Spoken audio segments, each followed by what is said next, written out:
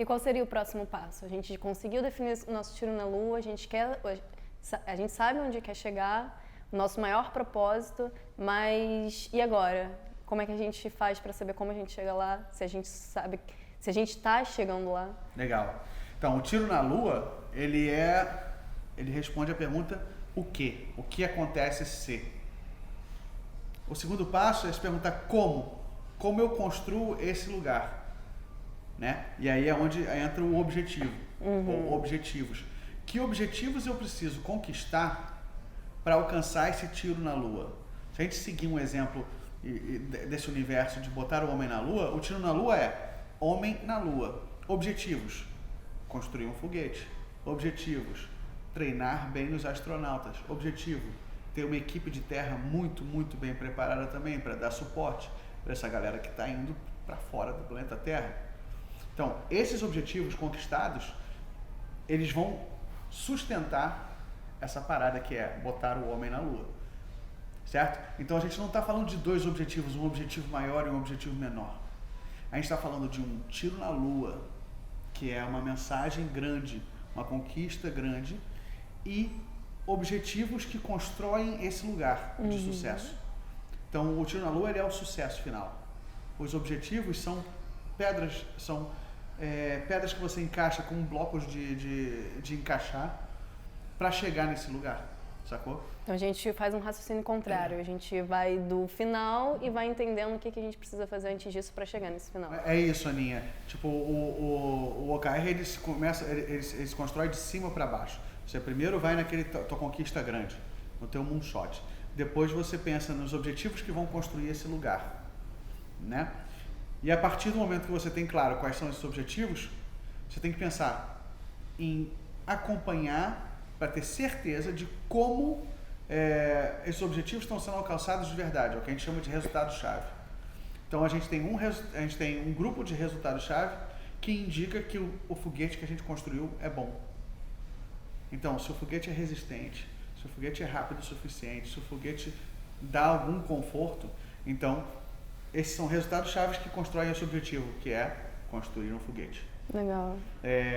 Se os astronautas estão bem preparados, se os astronautas estão em uma forma física perfeita, então os astronautas estão prontos para entrar no foguete. São os resultados-chave. E cada objetivo tem seus próprios resultados-chave, separados.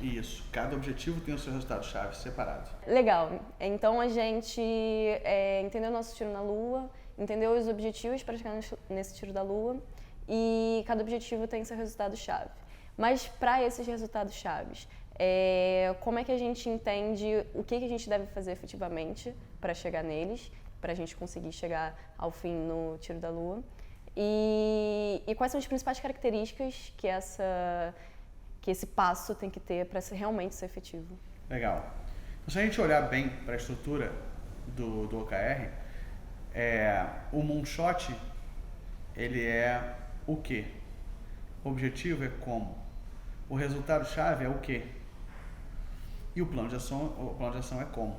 Então, esse plano de ação, ele precisa ter algumas características fundamentais para que ele dê conta do que precisa ser resolvido para essa conquista chegar, né? E a gente tem que olhar então para deadline, né, para o limite de tempo. Ele tem que estar encapsulado num espaço de tempo. Então, quando você vai fazer um plano de ação, você tem que pensar, esse plano de ação eu tenho que entregar até quando? Que tarefa eu entrego em que dia? Então, ele precisa dar conta do tempo. Ele precisa dar conta de quem eu preciso envolver, por exemplo. Então, qual é o mapa de pessoas que eu vou precisar envolver para essa tarefa acontecer? E ele precisa muito ser o mais pontual e agudo, quando eu digo pertinente possível. Apesar do plano de ação ele ser uma hipótese também, porque você desenha um grupo de ações que você imagina que vai gerar um resultado-chave. Isso é uma hipótese. Na hora que você tiver todo o teu OKR pronto e testar, é que você vai descobrir, cara, essa ação aqui ajudou, essa ação aqui ajudou menos. Você vai adaptando de acordo com a situação. Sim. E aí a segunda vez que você rodar, você já vai ter aprendido. Mas o plano de ação ele precisa muito fundamentalmente está encapsulada num espaço de tempo, então precisa de deadline, precisa de data limite para entrega de cada tarefa. Prazo, né? Prazo, precisa ter prazo. Do contrário, aquilo fica solto. Ele precisa muito de uma hierarquia de prioridade também. O que é mais fundamental ser feito primeiro dentro desse espaço-tempo. E ele precisa dar conta também de quantas pessoas vão estar envolvidas na realização, então ele precisa de responsabilidade para cada tarefa. Quem faz o quê? Quem é o dono de que tarefa dentro desse plano de ação? Uma dúvida, a gente falou até um pouco antes que o OKR é para ser compartilhado, é para gerar maior transparência possível dentro de uma equipe. Mas existe alguém necessariamente que precisa ser talvez o dono do OKR, alguém que vá gerir se está tudo conforme o planejado, o que precisa ser alterado? Sim. A gente tem alguns tipos de OKR diferentes. Você tem os OKR que são mais estratégicos, você tem os OKR que são mais táticos. Os estratégicos são aqueles que são lá de cima, são o OKR de uma empresa inteira ou o OKR de um departamento. Esses são OKRs estratégicos. E aí normalmente a gente chama os donos desse OKR de embaixadores, certo? E os OKRs mais táticos, operacionais, eles também têm embaixadores, que são aqueles que vão dizer, tá, essa expectativa tá legal, esse objetivo tá alinhado. Eles não são tomadores de decisão sobre o OKR. Eu acho que apesar da literatura falar que eles são os donos do OKR nesse sentido, eu acho que é forte demais. Eu acho que é mais construtivo encará-los como mediadores. Mediadores do OKR. Talvez imparciais na hora de analisar? Talvez imparciais e conscientes que o OKR ele vai alinhar, ele vai trazer clareza, ele vai engajar, quanto com mais pessoas ele falar. Quanto para mais pessoas ele fizer sentido. Então, o OKR não é uma ferramenta de imposição, ele é uma ferramenta de construção coletiva. Ele só vai alinhar, ele só vai engajar se outras pessoas olharem para aquele objetivo e falarem assim, isso faz sentido para mim, né? Não. Além de fazer sentido para a empresa. É óbvio, a gente não pode ser ingênuo, o objetivo da empresa é muito importante, ele pesa, ele tem um lastro, mas se ele não é um objetivo que comunica com as pessoas, cara, a pessoa não vai se engajar de verdade naquele OKR. Então, é muito importante que o OKR seja transparente, sim, mas é importante também que alguém assuma a mediação desse OKR, até para dar uma orientação sobre aquilo que é mais ou menos plausível, usando da própria experiência, usando da própria visão ampla de um negócio ou de uma empresa. Mas eu não chamaria ele de dono, eu acho até o nome embaixador forte demais, eu acho que ele é um mediador. É o mediador do OKR, ele é o responsável pela mediação entre a expectativa da empresa e a expectativa das pessoas. Legal. Eu acho que é um caminho mais interessante para construir o OKR. Legal. Então, recapitulando um pouquinho a questão da construção do OKR, você consegue dar um exemplo um pouco mais palpável para a gente, acompanhar com você um raciocínio de construção realmente e depois um pouquinho do raciocínio de execução. Como você disse, eles têm uma direção contrária, né? Legal. Eu acho que é fácil de dar um exemplo sem eu bastante usar a própria escola de rebeldia, né? A escola de rebeldia a gente faz OKRs mensais, né? A gente tem um OKR grande da escola de rebeldia e a gente tem os OKRs mensais. Então a gente começa pelo tiro na lua. Então a gente tem tiros na lua para cada mês. Então eu lembro daquele mês de maio, por exemplo, que a gente tinha como tiro na lua trazer o máximo de pessoas do varejo e do nosso centro de distribuição. Então o tiro na lua ele estava enunciado como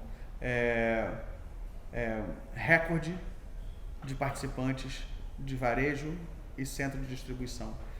É o tiro na lua daquele mês. E aí depois a gente se pergunta, né, na parte de objetivo, a gente se pergunta, como eu chego nesse recorde? Para definir esse objetivo, a gente precisa olhar também para o nosso histórico.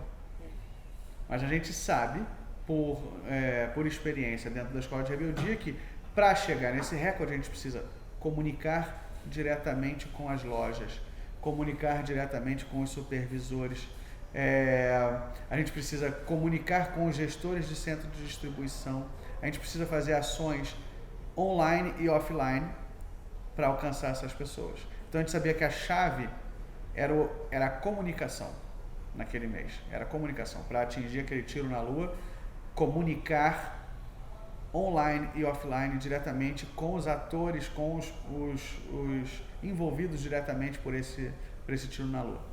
E daí a gente estabeleceu o resultado-chave, números específicos, né? Tantas pessoas de varejo, tantas pessoas de centro de distribuição, tantas pessoas de novatos. E aí a gente tinha uma ideia, bom, a gente sabe também, pela estatística da Escola de Rebeldia, que se a gente alcançasse esses números, então a gente alcançaria o recorde. E daí traçamos um plano de ação para alcançar esses resultados-chave. A gente precisa de tantas pessoas do varejo, o que a gente precisa fazer? Precisa fazer isso. Quando? Nesse tempo. Quem é responsável? É a Aninha? É o Serginho? Não. A gente desenhou o OKR específico, foi muito legal, foi uma construção coletiva, como a gente faz para construir o OKR normalmente. Engajou, né? Eu acredito que engajou, a gente bateu o recorde, né? A gente bateu o recorde. Então, eu acho que bater recorde é muito importante, eu acho que alcançar o tiro na lua é muito importante. Para mim, mais importante do que ter alcançado isso foi validar ainda mais como essa ferramenta, OKR, Objectives and Key Results, alinha um time, como ela traz clareza, como ela engaja, porque aquilo faz sentido.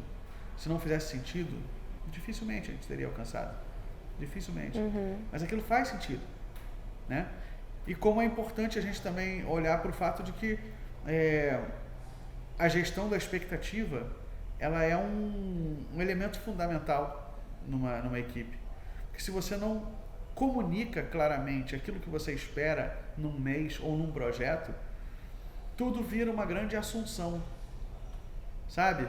E até as métricas se perdem. É como se você dissesse assim, como é que foi? Foi muito legal, cara, gostei muito. Mas o que é isso, gostar muito? O que te faz gostar muito? Se você não sabe qual é o seu sucesso final que você quer alcançar, você não sabe se realmente alcançou o sucesso. Perfeito.